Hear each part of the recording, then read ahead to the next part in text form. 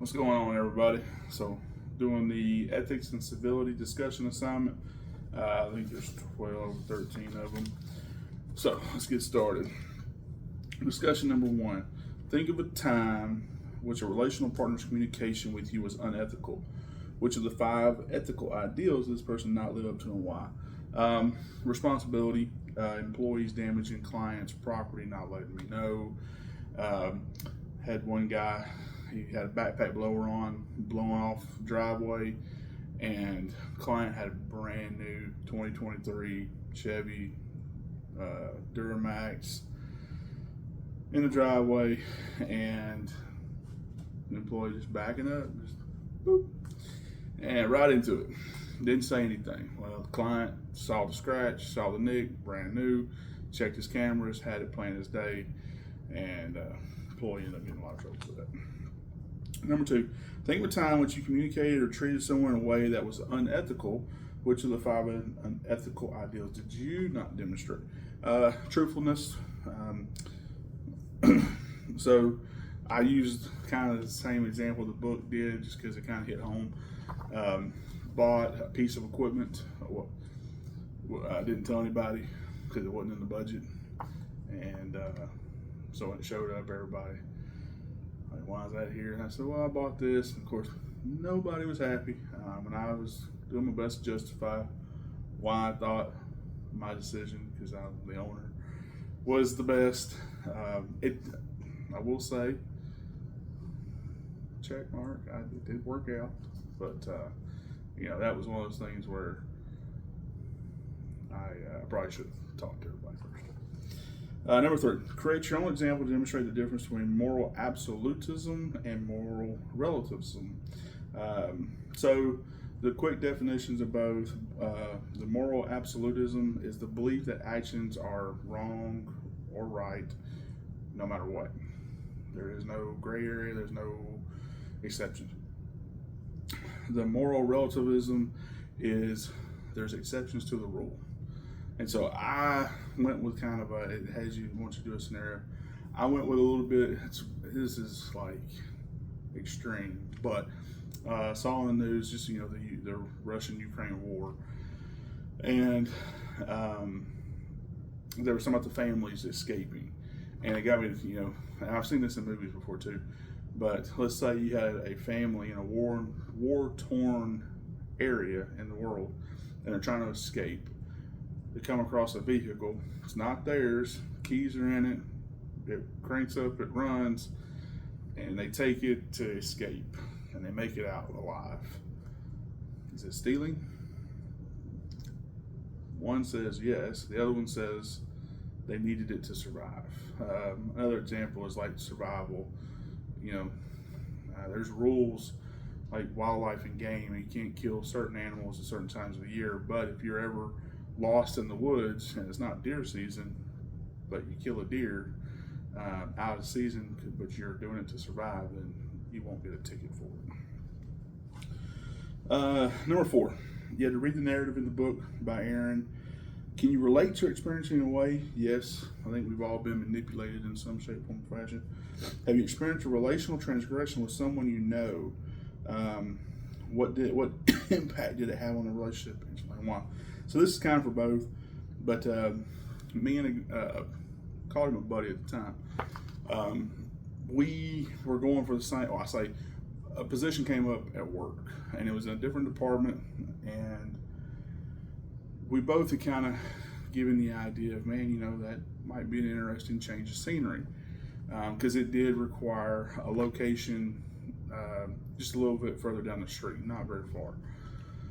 But so we were talking about it, and he had mentioned to me that the manager over there of that department was a pain in the butt.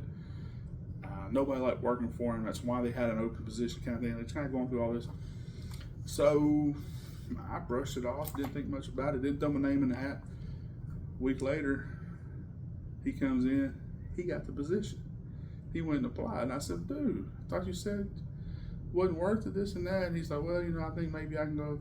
And the excuses started piling up. I said, "All right, man, I'm gonna get you some." Needless to say, not a month later, he's fired. I ended up getting called and asked if I wanted to come over there. Ended up working out great, and the rest is history. So, moral of the story, kids, don't be a jackass. Number 5, how essential is interpersonal trust? Do you maintain any close relationships where interpersonal trust is lacking? Lacking, no, not necessarily, but I use my daughter. She's 17. She's trying to figure things out in life. And so sometimes she does something wrong with the best intentions, but it can hurt trust. Like giving a ride home. This was, I guess, a year and a half ago, but she thought there was a guy walking at school, one of her classmates. He had missed the bus, so he's walking down the road. She's like, "Hey, jump in, I'll give you a ride home." She did. Well, like his parents they were pissed at him for missing the bus, pissed at him for getting in someone else's vehicle because they were only 16.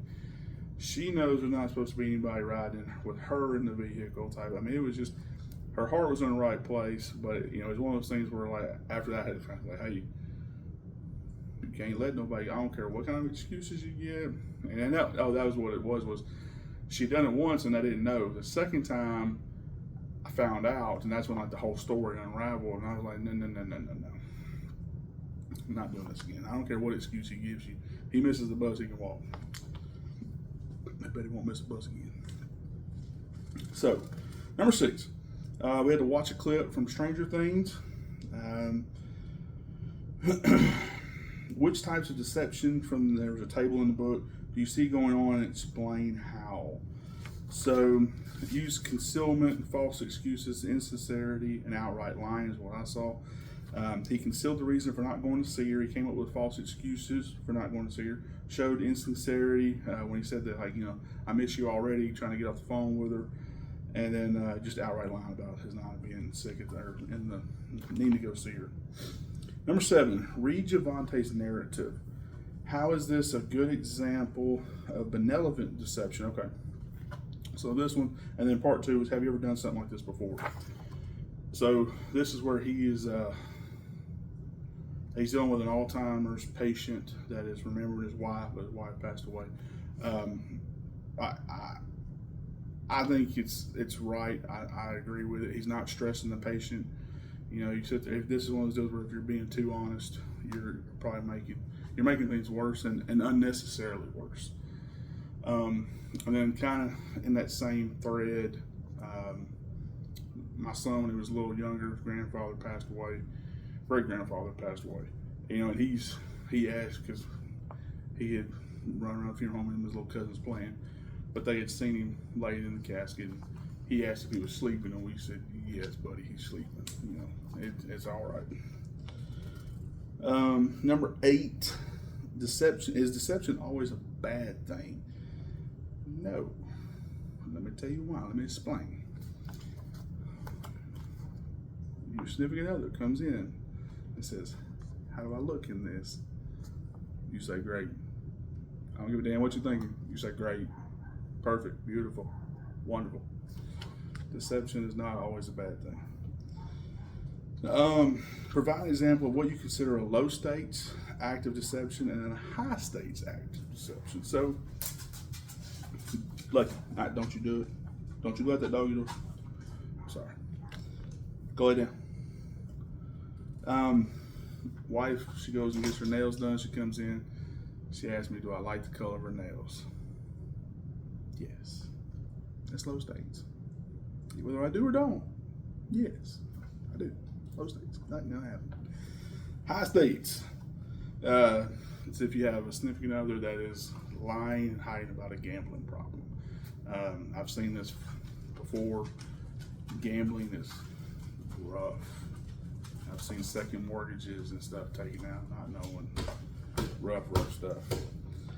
Number 10, what are some of the advantages and disadvantages of using each of the following approaches to confronting deception? Direct, indirect, covert. They're pretty self-explanatory. Direct, straight to the point. You're going to probably escalate the situation, and you might get to the bottom of it, but you may not want to get to the bottom of it after you got to the bottom of it, type of thing. Indirect, this is what I call beating around the bush. You're probably not going to get the whole truth because you're not direct enough, but you might sneak in a couple of good questions, and you might unravel it, and it all may come out. Covert, you might find out the whole truth, but buddy, if you get caught, then you're gonna get all the accusations, and covert's hard to come back from. Direct, to me, even though you may find out more than you want to find out, if you're direct, both sides, you might can sit down, counseling, you might can go about it. Covert, that's game over. Discuss number 11. What do the authors mean by language of responsibility? Define. So this is, and this they're limiting the negative effect of the relational partner, and then they use like I sense, like I will work on this. I should have done that. I was wrong. So that's language of responsibility, like owning up to it. The buck stops with me. I use it all the time as an owner. Read Arush's narrative. I hope I said that right.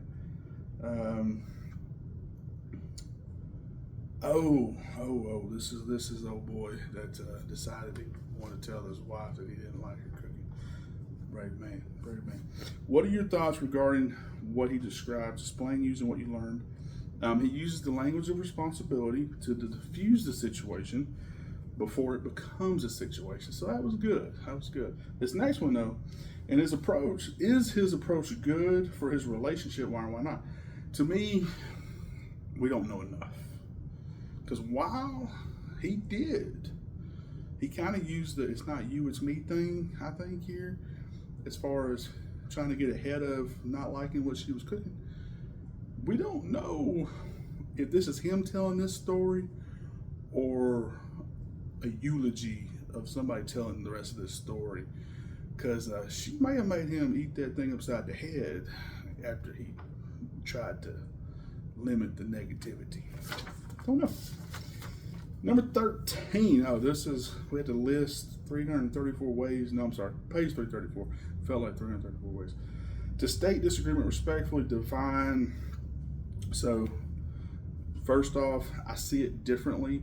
This is a way, and I'm going to read most of these because defining it, I want to make sure the research I did stacks up.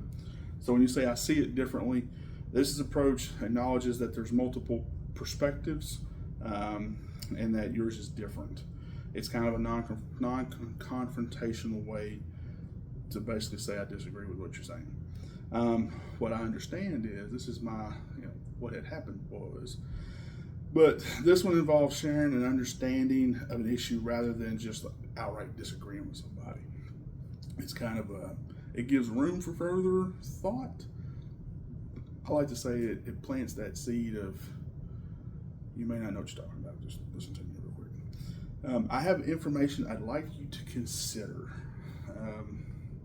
These are all just really, like, whenever I hear someone use these with me, I feel like they're trying to be smarter than I am. And so then I had to use some of these, and it didn't go well. But anyway, this phrase suggests that you have additional information that may provide a different view, but you've been hiding it the whole time. Like, anyway, I have an alternative idea. Who says that? Nobody. But this approach offers a different suggestion without discrediting the other. Yes, it does. It discredits right off the bat. As soon as you said it, discredit. Is this behavior limited to just one party? This is asking a question. Its approach prompts reflection and consideration of the other people around you. Can we sustain this long term with the resources we have? That is owner speak right there, if I've ever heard owner speak. And everybody turns and looks at you and goes, aren't you supposed to do that? But so this one encourages critical thinking about the practicality of a statement. Practically useless. Anyway, I'm not a fan of that candidate, but this would have been a good one last night. I'm not a fan of that candidate, but I'm glad to hear you plan to vote. Can I share my view on the other candidate? I'm glad the election's over. I can quit seeing the 45 million ads that basically do this right here. They all say, go vote, but let me tell you who you should vote for. Number 8, sounds like our beliefs differ in this regard. Yeah, that's usually how that happens. That one you can probably get away with, and they're not going to think you're just trying to be smarter than them. But number 14, in the film The Dilemma. Oh, this was... I'm going to have to go back and watch this movie again. But that was... Anyway. Ronnie finds out that Geneva is cheating on her husband, Nick, who is Ronnie's best friend. Ronnie tries to use a threat to stop Geneva's unethical behavior. What type of behavior is she using? Oh, it's her response. She uses blackmail and defamation of character, basically to get ahead of anything he... and she even played, cold-blooded. Acting top-notch. Is it illegal? That was the second part of this question. No. Immoral? Yes. Just deadly. Anyway, run, buddy, run. Remember the last one. Despite what he witnesses in the clip from Everybody Loves Raymond, Raymond's wife and brother don't believe him. Why was his honesty not accepted? One, they're brothers. 2, they're constantly joking, like pranks, jokes. So it's kind of the boy who cried wolf type of thing. Like the minute, like for him to get serious and try to actually explain what he saw to help his brother, it's not going to come over. Like they're going to look at him and go, "Dude, what are you smoking?" Which is kind of what they did. Like, "Dude, what is wrong with you?" So it's hard to get the truth out whenever you're constantly playing with everybody or joking around. But thank y'all very much. Have a great day.